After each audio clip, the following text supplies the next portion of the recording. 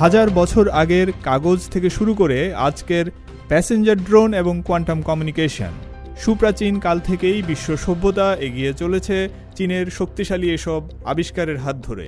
নানা সময়ে দারুণ সব আবিষ্কার করে আধুনিক সভ্যতার ভিত গড়ে দিয়েছে চীন। আর সেই সব আবিষ্কার নিয়ে আমাদের নিয়মিত আয়োজন মেড ইন চায়না।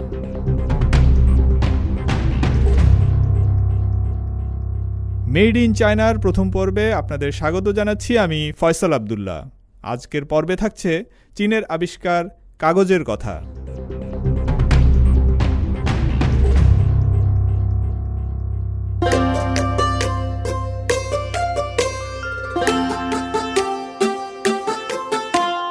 প্রতি বছর বিশ্বে ছাপা হচ্ছে জ্ঞান বিজ্ঞান, গল্প উপন্যাস সহ কোটি কোটি পাঠ্য বই। বিশ্বজুড়ে জ্ঞানের ধারক এই বইগুলো কিন্তু টিকে আছে একটি বস্তুর উপর ভর করে, আর সেটা হলো কাগজ। কাগজে প্রতিদিন ছাপা হচ্ছে কোটি কোটি সংবাদপত্র, নানা ধরনের নথি এবং গবেষণাপত্র। আবার বিভিন্ন উৎসবে ঘরবাড়ি পথঘাট সাজাতেও চাই কাগজ। মোট কথা, কাগজ ছাড়া আমরা একটি দিনও কল্পনা করতে পারি না। একটু ভাবলেই মনে হবে মানব সভ্যতার এগিয়ে যাওয়ার পেছনে অনেক বড় ভূমিকা রেখেছে এই কাগজ। এবার বলুন তো, কারা প্রথম বানালো সেই কাগজ? ইতিহাস ঘাঁটলে দেখা যাবে এই কাগজ কিন্তু মেড ইন চায়না। চীনের যে 4টি আবিষ্কারকে সভ্যতা বদলে দেওয়ার হাতিয়ার বলা হয়, কাগজ তার মধ্যে একটি।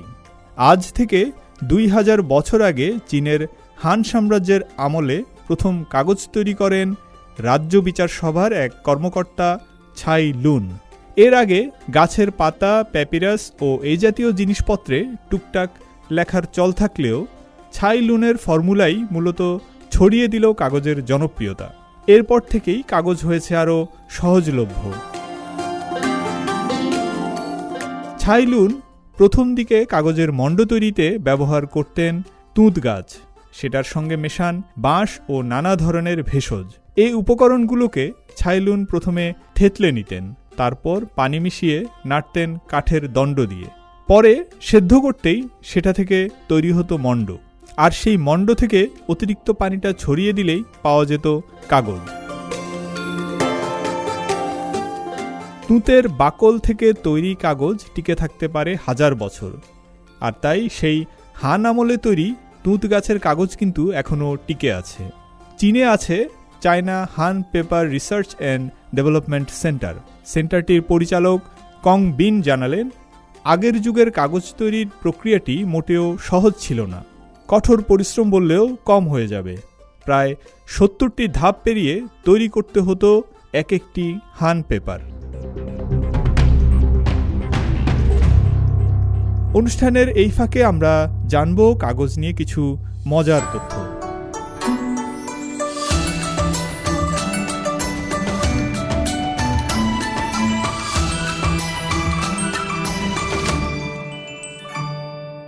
কাগজ যে শুধু গাছ দিয়েই তৈরি হবে তা নয়। চীনের ছাইলুন প্রথম যে কাগজ তৈরি করেছিলেন, সেটা তৈরিতে তিনি পুরনো কাপড়ও ব্যবহার করেছিলেন। এমনকি এখনও কিছু কাগজ তৈরি হয় কাপড় থেকে। বিশেষ করে কাগজের ব্যাংক নোট কিন্তু ছাপা হয় তুলার ফাইবার থেকে, যা সাধারণ কাগজের চেয়ে বেশি টেকসই।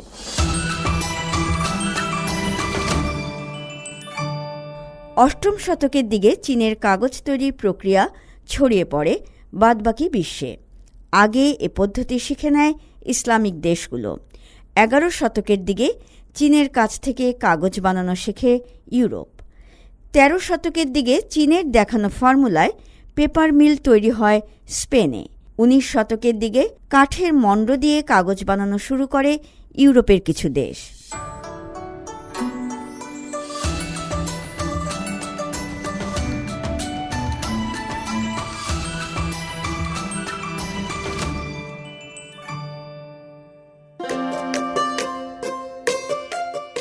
এবার আসা যাক চীনের বিখ্যাত রাইস পেপারের প্রসঙ্গে।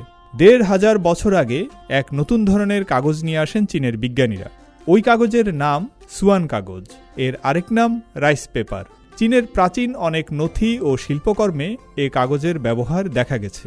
পূর্ব চীনের আনহুই প্রদেশের সুয়ানছেং শহরে প্রথম তৈরি হয় এ কাগজ। এখনও এ কাগজের ঐতিহ্য ধরে রেখেছে অঞ্চলটি। 2012 সালের জুনে এই সুয়ান পেপারকে সাংস্কৃতিক ঐতিহ্য হিসেবে স্বীকৃতি দেয় ইউনেস্কো। সুয়ান কাগজকে রাইস পেপার ডাকা হলেও এ কাগজে মূলত ধানের সরাসরি ব্যবহার নেই।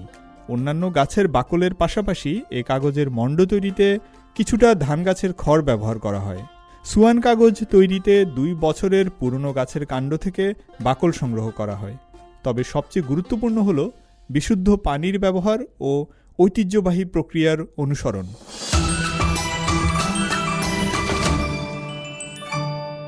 এবার শোনা যাক কাগজ নিয়ে আরও 3টি মজার তথ্য।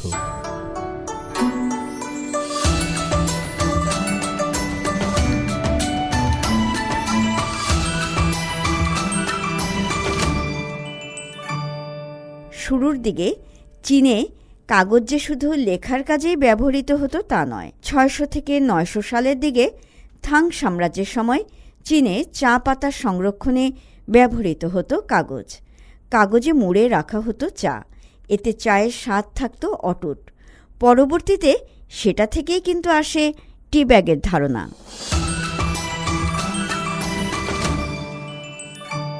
নানা ধরনের প্যাকেজিংয়েও ব্যবহৃত হতো কাগজ। বিশেষ করে 2য় শতকের দিকে চীনে ব্রোঞ্জের তৈরি আয়নার কদর বাড়ে বেশ। ওই আয়না মোড়ানো হতো কাগজ দিয়ে। আবার প্রাচীন চীনে কীটনাশক জাতীয় বিষাক্ত উপাদান মুড়িয়ে রাখতে কাগজের ব্যবহার ছিল, যখন কিনা ইউরোপের লোকজন কাগজ চোখেই দেখেনি। 3য় শতক থেকে কাগজের লেখার চল শুরু হয় চীনে।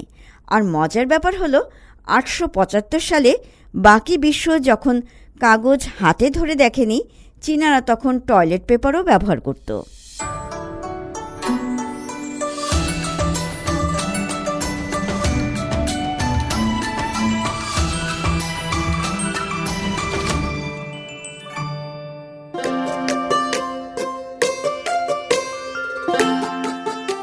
ফিরছি কাগজের ব্যবসাপাতির প্রসঙ্গে।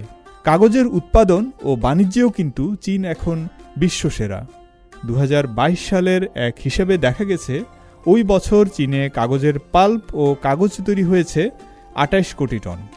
এর মধ্যে চীনেই ব্যবহৃত হয়েছে 23 কোটি টন। আর চীনে কাগজের ব্যবহার এতটা বৃদ্ধির পেছনে বড় ভূমিকা রেখেছে চীনের উৎসবগুলো। কারণ দেশটির প্রায় সব উৎসবেই চাই নানা রঙের নানা আকারের কাগজ। কাগজ কেটে শিল্পকর্ম তৈরি করাটাও চীনের ঐতিহ্য। যে কোনো উৎসবে ঘর সাজাতেও চীনে ব্যবহার করা হয় কাগজ।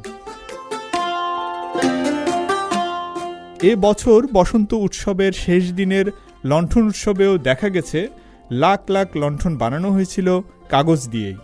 এই ফাঁকে বলে রাখা যায়, কাগজের সঙ্গে পাল্লা দিয়ে এখন চীনের হার্ডবোর্ডের উৎপাদন এবং আমদানিও বাড়ছে। আবার রিসাইকেল করার জন্য বাতিল ও ব্যবহৃত কাগজের আমদানিও বাড়িয়েছে চীন। 2022 সালে এর পরিমাণ ছিল 5,70,000 টন। কাগজের কাঁচামাল, পাল্প আমদানি কিংবা কাগজ সংক্রান্ত শিল্পে বিদেশি বিনিয়োগের ক্ষেত্রেও চীন নানা সুযোগ সুবিধা দিচ্ছে ব্যবসায়ীদের। তবে কাগজ রপ্তানিতেও চীন সেরা। 2022 সালে চীন থেকে পাল্প, কাগজ এবং কাগজ জাতীয় পণ্যের রপ্তানির পরিমাণ ছিল 1,31 লাখ টন, যা থেকে আয় হয়েছিল $32 বিলিয়ন বেশি। সুতরাং নিঃসন্দেহে বলা যায়, আধুনিক নানা ধরনের ডিসপ্লে প্রযুক্তির যুগেও চীনের হাত ধরে কাগজ টিকে থাকবে আরও বহুকাল।